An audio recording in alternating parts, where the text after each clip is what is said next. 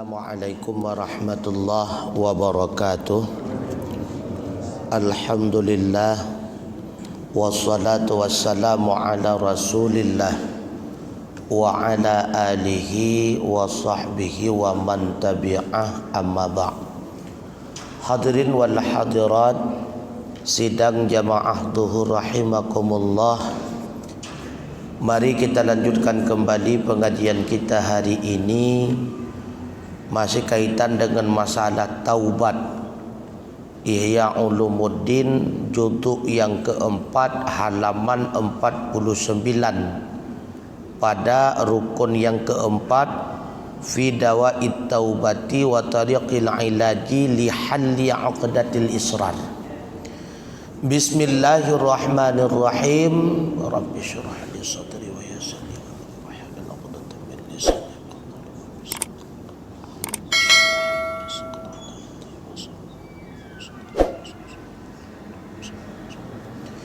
Ar-rukunur rabi'u, cabang yang keempat, fi dawa'it taubati, pada menyatakan obat taubat, wa tariqil ilaji, dan jalan terapi, li halli 'uqdatil israr, bagi melepaskan ikatan dosa yang terus menerus.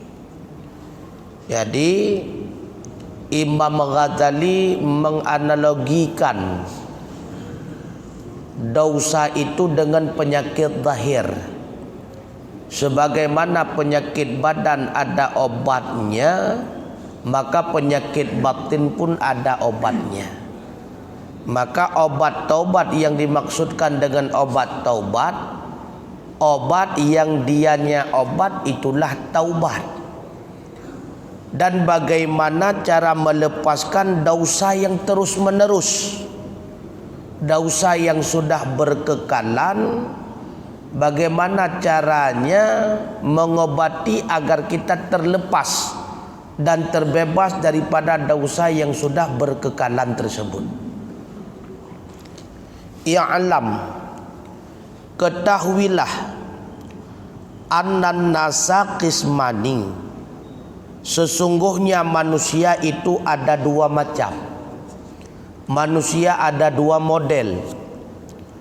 Yang pertama, syabun la sabwatalah, nasya'a 'alal khairi wajtina bisyarri, wa huwa alladhi qala fihi Rasulullah sallallahu alaihi wasallam, ta'ajjaba rabbuka min syabbin laisat lahu sabwatun wa hadza azizun nadirun. Yang pertama, seorang pemuda la sabwah, yang tidak ada kenakalan baginya, tidak pernah mengikuti nafsu. Nasya'a, yang tumbuh ianya pemuda, alal khairi, di atas kebajikan, wajtina bisyarri, dan senantiasa menjauhi keburukan. Wahwa, dan dianya pemuda itulah orang yang bersabda padanya oleh Rasulullah sallallahu alaihi wasallam, ta'ajjaba rabbuka, terkagum-kagumlah Tuhan engkau, min syabbin, daripada seorang pemuda, laisat lahu sabwatun, yang tidak ada baginya itu kenakalan. Jadi manusia terbagi dua. Yang pertama mukmin, yang kedua kafir. Mukmin pun terbagi kembali menjadi dua. Ada mukmin yang senantiasa beliau itu dalam kebajikan dan menjauhi kemaksiatan. Itulah yang disebutkan oleh Rasulullah dengan sabdanya, manusia yang dikagumi oleh Allah. Akan tetapi kata Imam Ghazali, wa hadza azizun nadirun, model ini pemuda itu sukar didapati, nadirun, lagi langka, termasuk kepada manusia langka, sulit. Nah, dalam kehidupan Di antara Sayyidina Ali, para nabi, para rasul, yang manusia dari ubudkan hana dosa, hana maksiat. Yang umum manusia model kedua. Wal qismus tsani huwa alladzi la yakhlu an muqarafatidz dzunub. Dan yang kedua itulah manusia yang tidak sunyi mereka daripada mengerjakan dosa. Mukmin terbagi dua, ada yang senantiasa taat kepada Allah tanpa maksiat, ada yang tidak terlepas daripada maksiat, senantiasa dalam berbuat salah. Yang senantiasa berbuat salah pun tummahum yang qasimuna ila musirrina wa ila taibina, juga terbagi kepada dua. Kemudian mereka itu menerima bagi mereka kepada musirrin, orang yang berkekalan mereka dalam maksiat, wa ila taibin, dan kepada mereka yang bertaubat. Orang yang melakukan maksiat pun terbagi dua. Ada yang selalu dalam maksiat tanpa taubat, ada pula yang bertaubat. Kemudian wa gharadna an nubayyina al-ilaja fi halli 'aqdatil israri wa nudhkirat dawa'a fihi. Dan kami maksud akan bahwa kami nyatakan ilat akan terapi pada melepaskan ikatan berkekalan dosa, dan kami sebut pula akan obat padanya taubat. Maka berencana Imam Ghazali menjelaskan kepada kita bagaimana caranya mengobati maksiat yang sudah berkekalan, membersihkan dosa-dosa. Bagaimana caranya? Kalau seandainya dosa itu sudah berkekalan, sudah bersedaging, bagaimana caranya kita melepaskan dosa tersebut? Itulah yang akan dijelaskan oleh Imam Ghazali kepada kita. Fa'lam, kata beliau, ketahui olehmu anna syafa'at taubati la yahsulu illa bidawai wa la yaqifu 'ala dawai man la yaqifu 'ala da'i idla ma'na lid dawai illa munaqadhati asbabid da'i fa kullu da'in hasala min sababin fadawa'uhu hallu dhalika sababi wa raf'uhu wa ibtaluhu wa la yubtalu syai'u illa bidzatihi. Maka ketahui olehmu bahwa sungguh penyembuhan taubat, menyembuhkan oleh taubat itu tidak hasil ia kecuali dengan obat. Jadi ingin menyembuhkan penyakit, dosa termasuk bahagian daripada penyakit. Tidak mungkin mampu disembuhkan penyakit kecuali dengan obatnya. Begitu pula tidak mungkin mampu disembuhkan maksiat kecuali dengan obatnya. Wala yaqifu, dan tidak akan mengerti di atas obat oleh orang yang tidak paham ia di atas penyakit, karena tidak ada makna bagi obat kecuali yang melawan sebab-sebab penyakit. Jadi dipahami apa obatnya, terlebih dahulu harus diketahui penyakitnya apa. Karena tidak mungkin bisa diberikan obat apabila penyakitnya tidak diketahui. Oleh karenanya, sebelum kita mengobati penyakit, ketahui terlebih dahulu kita sedang dihinggapi penyakit apa. Karena menyahana tepu penyakit salah dia ubat tu. Tepu penyakit ile.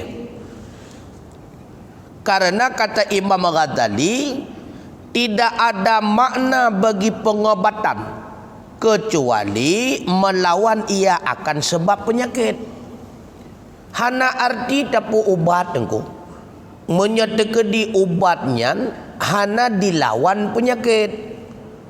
Lihat tajib ubat legetanya penyakit semakin subur, hana faedah. Lihat tajib ubatnya hana ilawan penyakit, paling-paling dia keterawah, hana manfaat ya.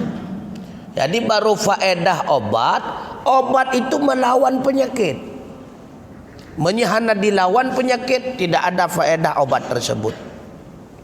Karenanya kata beliau, fakullu da'in, maka bermula tiap-tiap penyakit itu terjadi ia daripada suatu sebab, maka bermula mengobatinya penyakit itulah melepaskan demikian sebab dan menghilangkan sumbernya sebab, wa ibtaluhu, dan menghilangkan fungsinya sebab, dan tidak rusaklah sesuatu kecuali dengan lawannya. Terjadi penyakit pasti ada sebab. Karena umumnya kejadian di dunia ini dibarengi dengan sebab. Umum, tidak semua, umumnya. Sakit ada sebab, sehat ada sebab. Karena penyakit itu diawali oleh sebab, cara menyembuhkan penyakit tersebut itulah menghilangkan sebab tersebut. Menyebab yang mengakibatkan penyakit mantengna bak getanyo, maka sama dengan golong mampu tak pulih penyakit. Baru mampu tak pulih penyakit bakiban sebab yang menyebabkan penyakit bak getanyo putra. Misalnya pegadah sebab tersebut dileh. Asbab sudah hilang, penyakit pasti hilang. Karena penyakit itu akibat yang disebabkan oleh suatu sebab. Ketika sebab hilang, akibat pun akan binasa. Makanya pegadah sebab. Sebab seseorang dalam maksiat, kenapa? Maka jauhkan sebab tersebut. Sebab seseorang berkekalan dalam maksiat, kenapa? Maka hilangkan sebab tersebut. Lalu kata beliau, wala sababa li israri illal ghaflati wasyahwati wala yudadul ghaflatu illa ala ilmu wala yudadul syahwatu illa sabru ala qata'il asbabil muharriqati lisyahwati. Tidak ada sebab, kata Imam Ghazali, tidak ada sebab bagi yang berkekalan di atas maksiat kecuali ghaflah. Apa itu ghaflah? Tidak merasa bersalah ataupun tidak merasa takut terhadap akibat dari kesalahan. Itu ghaflah, lalai. Secara bahasa arti ghaflah lalai, tidak peduli apakah itu dosa atau tidak peduli. Itu namanya ghaflah. Yang kedua, penyebab berkekalan orang dalam maksiat wasyahwah, selalu mengikuti bujuk rayuan nafsu, syahwat. Artinya dorongan daripada selera syahwat. Idorong lam hati katanya, nyok aja tablo motor baru, hanpah li tai motornya. Wat tai motor baru kan sepeng idorong lam yang nana bajarawa juile. Konnya nata luafa lah siat untuk tak bayar tonton nuka. Rupanya tonuka kahana pengen bayar yang kehinan payah peluang. Jadi karena selalu mengikuti dorongan syahwat, itu penyebab berkekalan dalam maksiat. Maka kata beliau, wal ghaflatu ra'sul khataya. Ghaflah itu adalah sumber daripada segala kesalahan. Jadi sumber daripada segala kesalahan itulah kelalaian. Karena tidak merasa berbuat salah, tidak merasa berbuat dosa, tidak merasa bertanggung jawab, itu sumber kesalahan. Sesuai dengan firman Allah di dalam Al-Quran, wa ulaika humul ghafiluna la jarama annahum fil akhirati humul khasirun. Mereka itulah orang-orang yang lalai mereka, kata Allah. La jarama, yang tidak diragukan, annahum, bahwa sungguh mereka, fil akhirah, di negeri akhirat, humul khasirun, mereka itulah orang-orang yang merugi. Maka orang yang lalai di dunia, tidak peduli apa yang dia lakukan itu maksiat atau tidak, pastinya di akhirat mereka adalah orang-orang yang merugi. Artinya orang-orang yang tidak bertanggung jawab dalam hidupnya di dunia, maka dia itu akan merugi kelak di akhirat.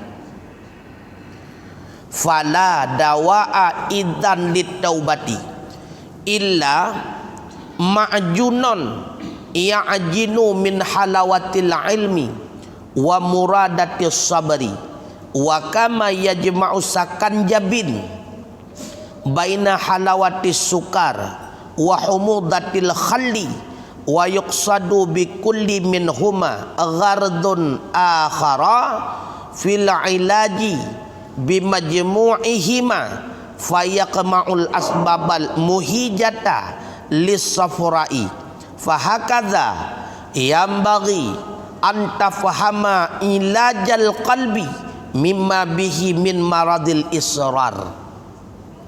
Maka tidak ada obat ketika itu bagi taubat kecuali ma'jun.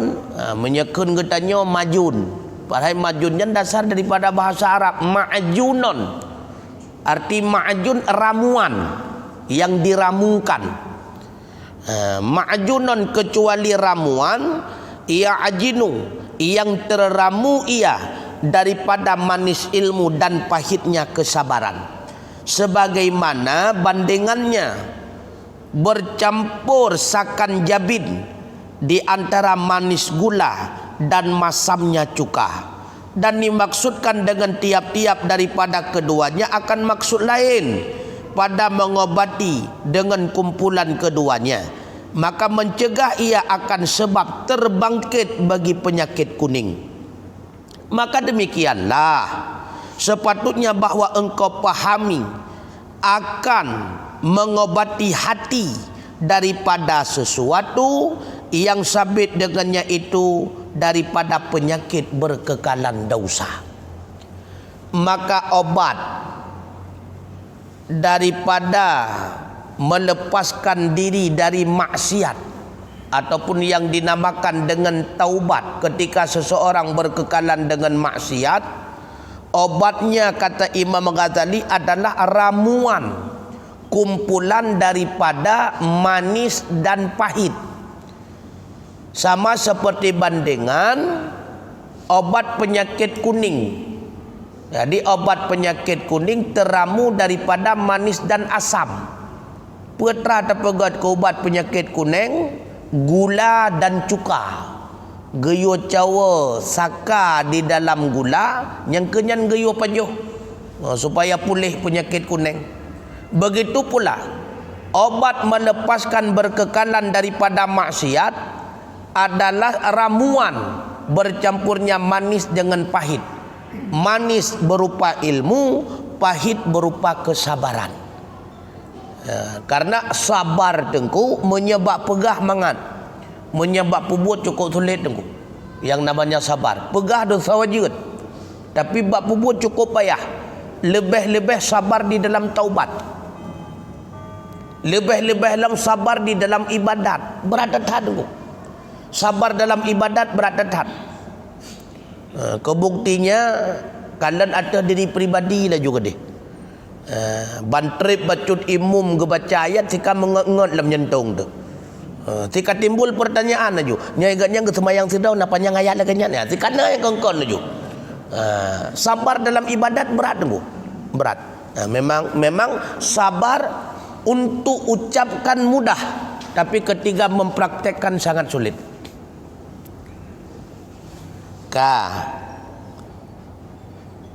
Fa'idan lihadat dawa aslan, maka ketika itu sabit bagi ini pengobatan itu dua pokok. Ahaduhuma al-ilmu wal akharu as-sabar. Yang pertama ilmu dan yang lain adalah kesabaran. Wala budda min bayanihima, dan tidak boleh tidak daripada menjelaskan keduanya. Berarti obat melepaskan diri daripada maksiat yang sudah berkekalan, obatnya ramuan yang terkumpul dari ilmu dan sabar. Yang terjadi masalah ilmu yang dimaksudkan oleh Imam Ghazali, ilmu yang bagaimana? Nah, inilah yang akan dijelaskan. Sehingga kata beliau, fa in qulta, maka jika engkau bertanya, ayanfa'u kullu ilmin li halil israri am labudda min ilmin maksusin. Apakah bermanfaat oleh tiap-tiap ilmu bagi melepaskan berkekalan dosa, ataupun tidak boleh tidak daripada ilmu yang khusus? Pekeh bandum ilmunya mampu melepaskan diri katanya daripada berkekalan maksiat, ataupun harus benar ilmu yang khusus? Maka beliau menjawab, fa'alam, maka ketahui olehmu, annal uluma bijumlatiha adawiyatun li amradil qulub, bahwa sungguh segala ilmu dengan keseluruhannya itu menjadi obat bagi segala penyakit hati. Walakin, akan tetapi, likulli maradin ilmun yakhussuhu kama anna ilmat tabbi nafi'un fi alajil amradi bil jumlati, walakin yakhussu kulla illatin ilmu makhsusin fakadzalika dawaul israr. Akan tetapi bagi tiap-tiap penyakit itu ada ilmu yang terkhusus ia akannya penyakit, bandingan sebagaimana bahwa sungguh ilmu kedokteran itu bermanfaat ia pada mengobati segala penyakit dengan keseluruhan. Walakin, akan tetapi, terkhusus akan tiap-tiap penyakit itu ilmu yang terkhusus. Maka demikianlah cara mengobati bagi berkekalan dosa. Kata Imam Ghazali, semua ilmu itu bisa menjadi obat penyakit hati. Mandum ilmunya jid ku ubat di dalam mengobati segala penyakit hati. Akan tetapi setiap penyakit itu memiliki ilmu yang khusus. Yang namanya setiap penyakit itu memiliki ilmu yang khusus. Gebuh bandingan le Imam Ghazali seperti doktor. Semua doktor itu bisa mengobati setiap penyakit. Akan tetapi yang namanya penyakit itu ada ilmu terkhusus, maka ada dokter khusus. Penyakit kurap, penyakit rijau, rapuh, truk bak kencing manih, nak ubat bak doktor, tapi ubat generik ke bi. Yang kenyan ubat kurap pinyan, ubat sakit ego pinyan, ubat sakit ule pinyan. Iganya ketepu sebab cara mengobatinya kete cuma hana spesialis. Golem tuntai pulih. Pokoknya et ke dosis ile kanya kahan pulih, pokoknya et terkendali sesaat. Gede bi ubat. Yang tajak ba doktor umum. Tak pegah sakit jantung, ubat sakit jantung pi gede bi. Tak pegah sakit ego, ubat sakit ego pi gede bi. Cuma awak takalan nyo mehi lagu ubatnya. Barau sakit ego lagi nyo sihi. Orangnya sakit jantung lagi nyo sihi. Menurutnya ubat generik tenggu. Ijo ubat generik lagi nyat menyakan pulih teraw dan radua aja. Begitu pula ketika kita mempelajari ilmu secara umum, ilmu itu bisa sedikit tidaknya mengobati penyakit hati, tapi tidak sempurna sembuh. Karena ilmu secara umum itu obat generik. Ingin kita sembuh daripada penyakit yang khusus, maka harus memiliki ilmu yang khusus. Legetanya bibit sakit jantung, jak ba dokter spesialis jantung, jangan baru mantap. Itanya pengapuran tulang, tajak ba doktor khusus bagian tulang. Maka sebaliknya han cocok sih. Sakit jantung tajak ba doktor tulang, sakit tulang tajak ba doktor jantung. Ulah tu sih tengku. Maka setiap penyakit itu ada ilmu yang terkhusus. Makanya setiap penyakit itu ada dokter khusus. Sehingga kata Imam Ghazali, falanadzkuru khususa dzalikal ilmi ala mawazinati maradil abadan liyakuna aqraba ilal fahmi. Maka sungguh kami menyebut akan khususiat demikian ilmu di atas perbandingan penyakit badan, supaya bahwa ada ianya orang yang menuntut itu lebih dekat kepada pemahaman. Makanya Imam Ghazali dalam menguraikan masalah obat taubat dan tata cara melepaskan diri daripada berkekalan dosa, Imam Ghazali membandingkan penyakit batin dengan penyakit badan, menganalogikan penyakit batin dengan penyakit badan. Kenapa beliau menguraikan demikian? Supaya kita mudah paham. Sebagaimana penyakit badan butuh kepada obat, penyakit batin juga demikian. Sebagaimana penyakit badan adanya penyakit diawali oleh sebab, penyakit batin juga demikian. Sebagaimana penyakit badan setelah diobati bisa sembuh, penyakit batin juga sama. Sebagaimana penyakit badan itu ada dokter spesialisnya, maka penyakit batin juga demikian. Jadi Imam Ghazali cara menguraikan penyakit batin berupa dosa bisa disembuhkan dibandingkan. Beliau itu melakukan perbandingan dengan penyakit zahir badan. Sebagaimana penyakit zahir badan bisa disembuhkan, penyakit batin juga sama. Makanya kata beliau, fanaqulu, maka kami uraikan, kami katakan, yuhtajul muridu ila tasdiqi bi umuri. Diperlukan orang yang sakit kepada meyakini dengan beberapa perkara. Setiap yang namanya orang yang sedang sakit, bila mana ingin sembuh daripada penyakit, wajib baginya meyakini beberapa perkara. Tanpa dia meyakini beberapa perkara ini, maka sungguh dia tidak akan sembuh daripada penyakit. Na perle boleh, maka yakin ile terhadap padu-padu buah perkara. Tah yang perlu yakini le orang yang tengah sakit, baik sakit badan ataupun sakit dalam berupa sakit hati. Yang pertama kata beliau, ingin sembuh, al-awwalu ayyusaddiqa 'alal jumlati bi anna lil maradi wasihati asbaban yatawassalu ilaiha bil ikhtiyari 'ala ma rattabahu musabbibul asbab wa hadza huwal imanu bi asli tabbi fa inna man la yu'minu bihi la yastaghilu bil alaji wa yahiqu alaihi al halaku. Yang pertama, bahwa meyakini ianya seseorang di atas keseluruhan dengan bahwa sungguh bagi penyakit dan bagi sehat itu ada beberapa sebab yang sampai ia seseorang kepadanya sehat dan sakit dengan berusaha di atas sesuatu yang telah mengatur akannya oleh musabbibul asbab. Yang pertama, wajib yakin nilai tengku. Setiap sesuatu pasti ada sebabnya. Maka terjadi penyakit, ada sebab. Mewujudkan sehat juga harus ada sebab. Karena Allah menjadikan sakit sebagai akibat, Allah menjadikan sehat sebagai akibat. Wujudnya akibat itu diawali oleh sebab.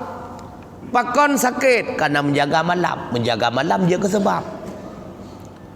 Pakon sakit karena piap rokok dia ke sebab.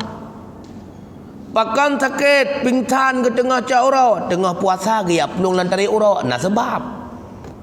Begitu pula sehat. Sehat juga ada sebab.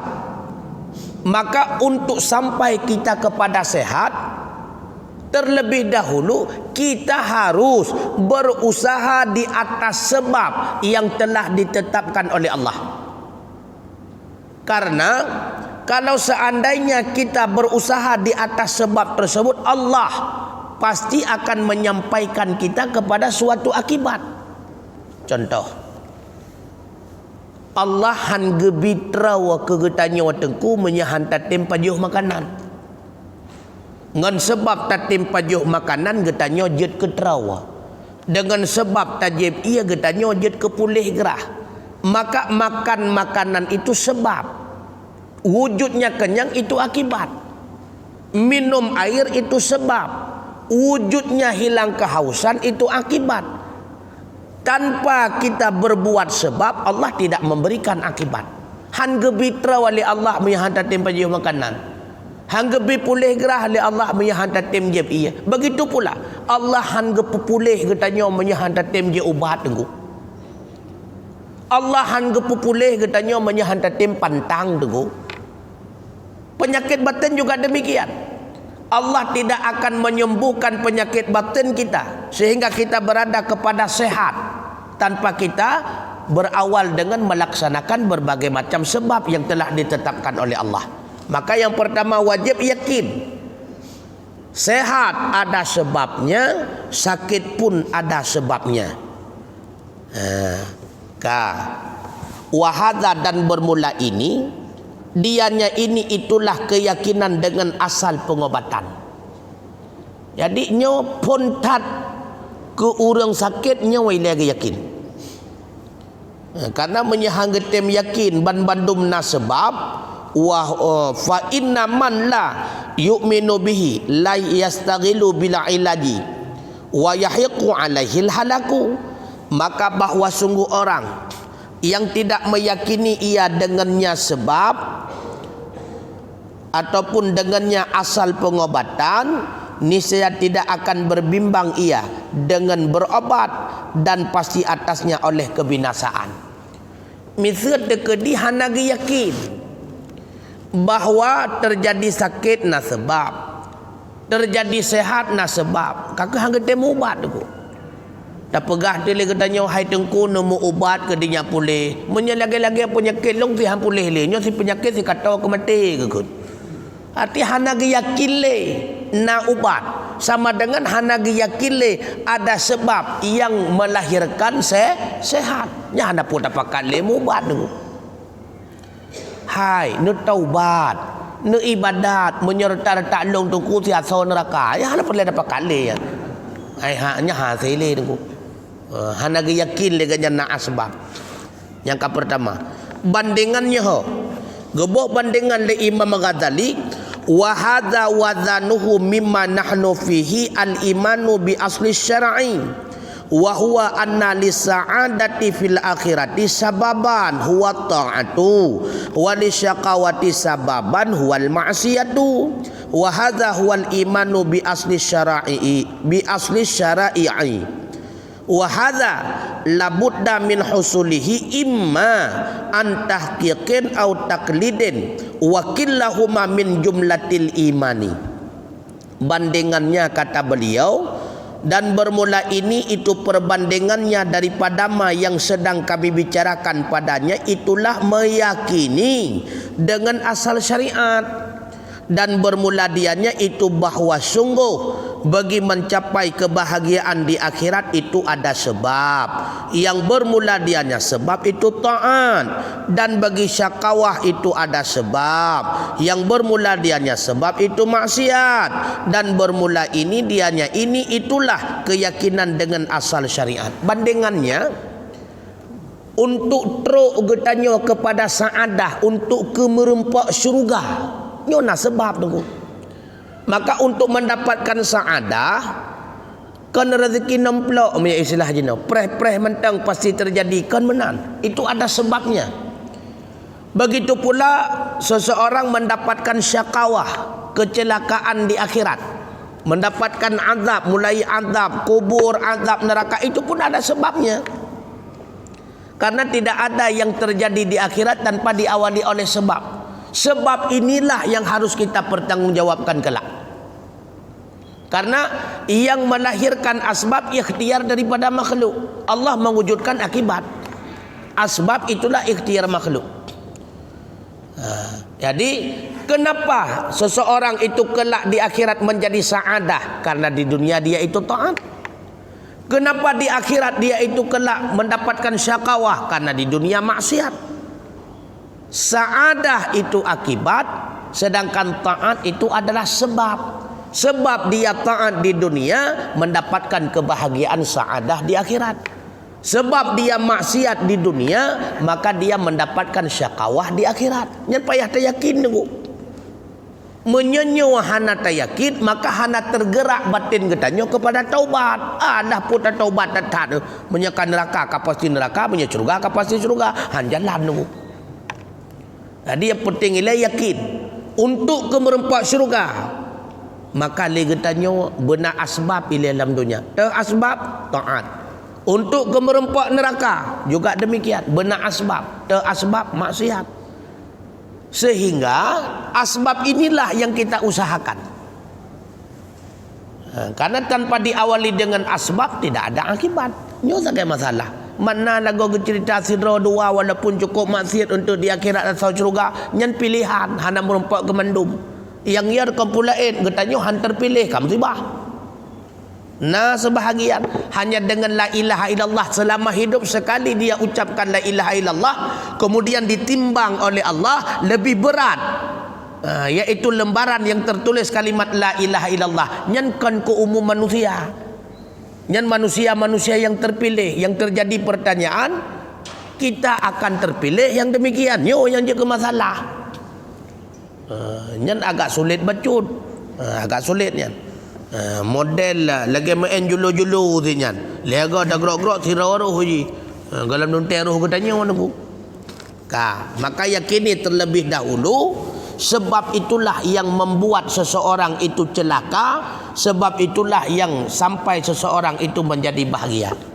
Yang kedua, asani annahu labudda ayya'taqidal maridu fi tabibi muayyanon annahu aliman bi tabbi hadikun fihi sadiqun fi ma yu'abaru anhu la yulabisu wa la yukadibu fa inna imanahu bi asli tabbi la yanfa'uhu bi mujarradihi duna hadal iman wa wadhanuhu mimma nahnu fihi al ilmu bi sidqi Rasulillah sallallahu alaihi wasallam wal imanu bi anna kullama yaquluhu haqqun wa sidqun la kadzba fihi wa la khulfa.